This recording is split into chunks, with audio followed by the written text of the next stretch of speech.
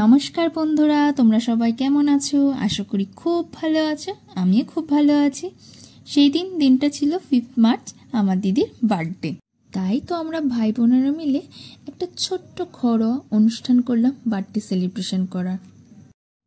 বছরের এই ছোটোখাটো অনুষ্ঠানগুলোই তো আমাদের সবাইকে আবার একসাথে করে রাখে বলুন।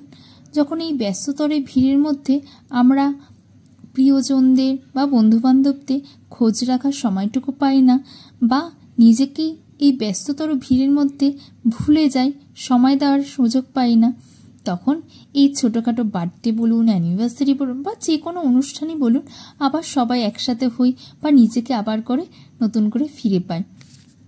আর এই জন্মদিনটা সব মানুষের কাছে স্পেশাল।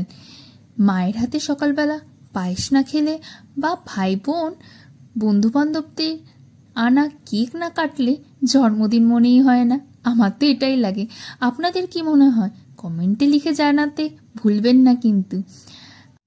আশা করি আপনারাও আপনাদের প্রিয় মানুষগুলোর সাথে এইভাবেই আনন্দের দিনগুলো কাটান এবং ভালো থাকুন আর সবাইকে ভালো রাখুন।